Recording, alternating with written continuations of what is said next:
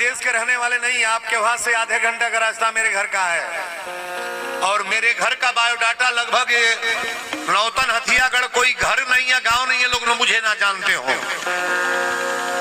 यादव परिवार हो चाहे नरहा के जितने लोग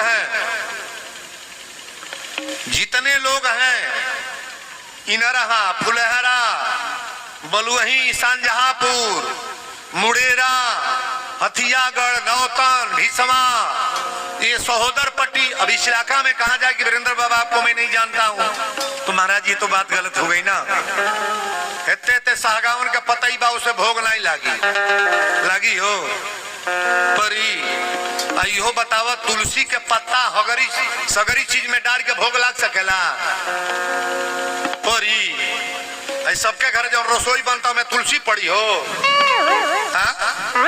पड़ी। हमारे तो बुझाता है कादे घर हो जौने घर में लहसुन प्याज ना पड़त हो। हथियागढ़ में घर घर पड़ता कि ना नहीं पड़ता। खूब डारा लोगन अपन छौका बघारा का करेगा। हम खाइल मना ना कर, लेकिन लहसुन प्याज डालने वाले रसोई में कभी तुलसी का पत्ता नहीं पड़ेगा जी ना, तुलसी पात्र नहीं पड़ेगा। उसको भंडारा नहीं कहोगे आप, प्रसाद नहीं कहोगे। ओके लोग कह जा रहे खाना हो गया कोई खा ले, खाना हो गया। और रसोई तो किसी घर बनता है महाराज जहाँ तुलसी का पात्र डाल करके 2 आदमी का रसोई बना है ना तो 5 आदमी भोजन करेंगे।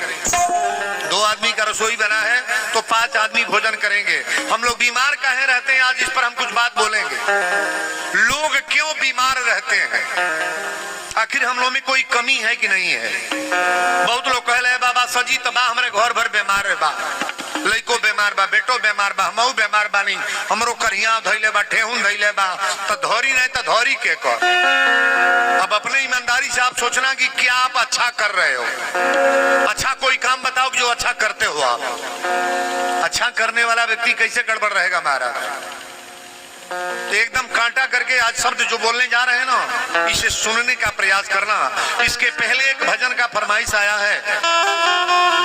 इस लीला मंडल के कई कलाकार लोग हैं जिनका फरमाइश है इस भजन को सुना दे आप। बड़ी पुरानी भजन है और इस भजन को आप 2 लाइन हम सुना दें। बाबा लिखे हैं कि कबीरा जब पैदा हुए, हमारे जलोटा जी ने इस शब्द को बोला, कबीरा जब पैदा हुए तो जग हंसे हम रोए। जहिया हमनी का पैदा होखल जाला ना तैया रोते पैदा होखल जाला, नहीं रोल जाला। हमनी के चिल्लाते पैदा होखल जाला और जहिया धरती पर गिरल जाला तैया घर भर हंसेला। कहे दादा हमारा बेटा हो गल, बेटा हो गल, बेटा बेटी पर नहीं केहू हंसला, केहू केहू हंसेला। प्रजापत के जहिया जन्म भल तैया केहू हंसल नहीं हो। बड़ी आपका सर्जनक बात है ना जी। लड़की के पैदाइशी में केहू केहू हंसेला। आज वीरेंद्र बाबा बार बार कहले बेटों से अच्छी बेटियां हैं, बेटों से अच्छी बेटियां हैं। बेटी जो अपना माई बाप के कदी को पतो ही करी ना धंधाइल बागराइल बा बुझते कि बाबा कौन लाइन चलता हमारा हथियागढ़ में। कथा तो हमारू है बा जो समाज सुधर जाए महाराज। कुछ भी बोल दें अगर प्रयोग कर लोगे इसी का नाम कथा है। अगर मेरी बात समझ में ना आए तो मेरा बोलना भी बेकार है कि वीरेंद्र बाबा क्या बोल गए। हम ही बताओ तरली हाँ जहिया पैदा होखल जला तहिया घर भर हंसेला, हमनी के जे पैदा होला उ रोवेला।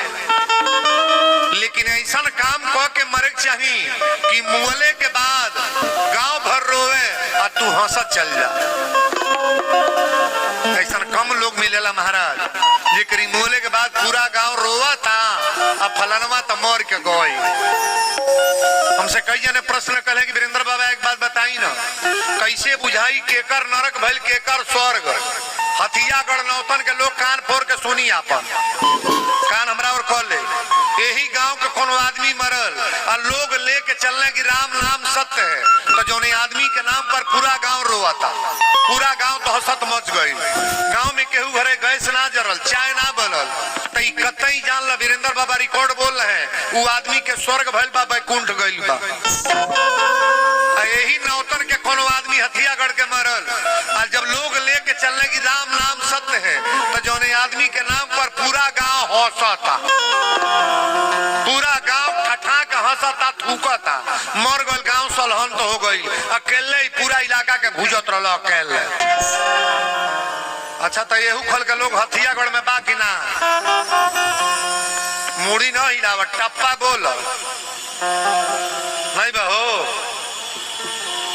येहू खल के मर दे गंगा पर बाण कि हम जगी में चंदा तो नहीं है दे, लेकिन जगी निमने होके नहीं दे। कतनो प्रयास सुनील बाबा कहला फलाने हम चंदो ना दे बा होखऊ ना दे, ये मर्दई है महाराज, ये मर्दों वाली बात है। अरे आप चंदा मत दो ठीक है, लेकिन आप ऐसा बगावत न करो कि भगवान की जग में कोई ऐसा डाल दो प्रकाश की लोग लिदर छिदर हो जाए महाराज। बिगाड़ने का चक्कर में मत रहो आप। यही में कितने मेहरारू बैठल बाड़ी, आपन पतो कमांडन आई बा, आपन बेटा कमांडन आई बा, अपने घर के लोग के एकरे बॉस में है ये नहीं कहे, अब पूरा गांव घूम घूम फोड़ रहती जा मैं के बैठल बड़ ना हो भीतर बूझ लिया तो है के कहता नहीं हम कथवा ये कहिल है कथा हो रमेड़वा में के नहीं का जाना था, लेकिन ये रामचरितमानस है। राम जी को चरित्र में अपने मन में धारण करो, अपने जीवन में उतारने का प्रयास करो, यही रामचरितमानस है महाराज। और मानस की कथा सुनने वाले लोगों से बार बार मैं निवेदन करूंगा, बार बार ये निवेदन करूंगा कि कथा सुनने के बाद अपने जीवन में बदलाव करो आप। किसी का बगाड़ने का चक्कर में मत रहो, किसी की बुराई करने के चक्कर में मत रहो, किसी का घर फोड़वाने के चक्कर में मत रहो, लगाने बजाने का चक्कर में मत रहो। अरे महाराज आए हैं सो जाएंगे राजा रंग फकीर, अब कोई सिंहासन चढ़ चले कोई बधे जल। जाना तो दोनों लोगों का है, जो बुराई करेगा वो भी जाएगा, अच्छा काम करने वाला तो जैबे करेगा, सबको जाना है। लेकिन ऐसा कर्म करके जाओ कि जाने के बाद लोग रोएंगे।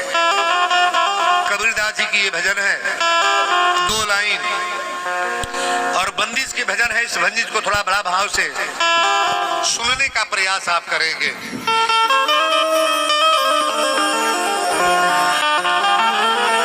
भैली पुराण हो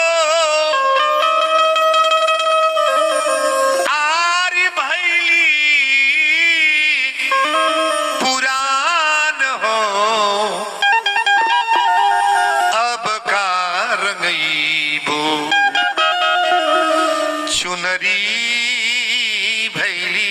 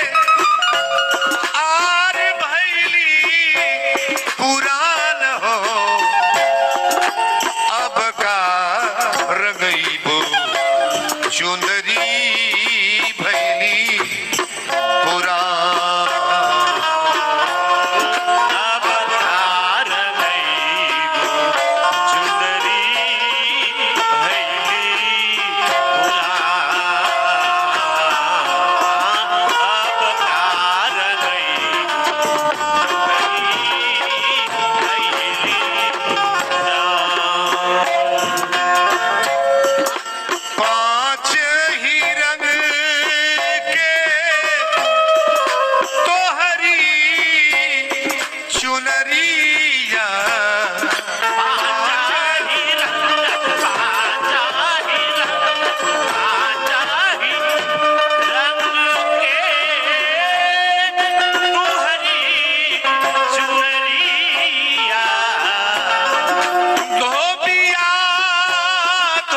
धोवेले आठो जा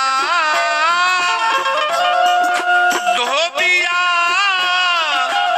धोवेले आठो जाम रे अब कार गईबो चुनरी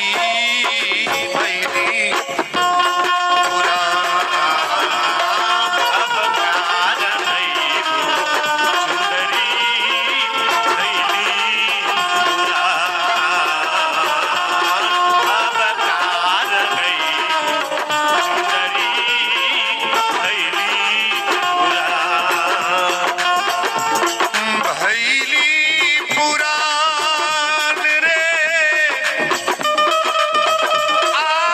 भैली पुरान अब कार गई चुनरी भैली पुरान अब कार गई चुनरी भैली पुरान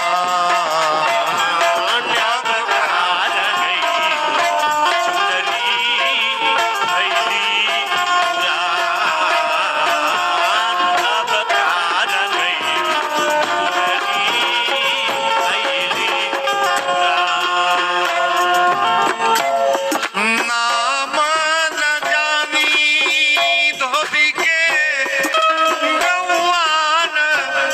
जानी रे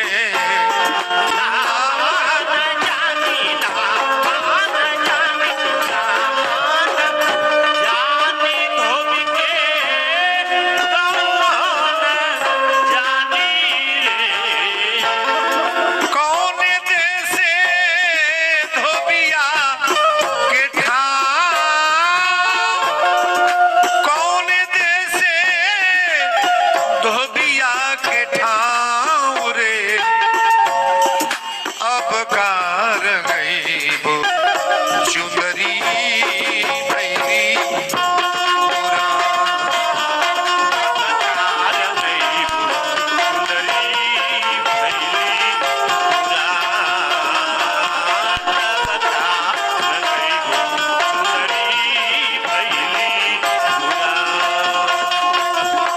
कहत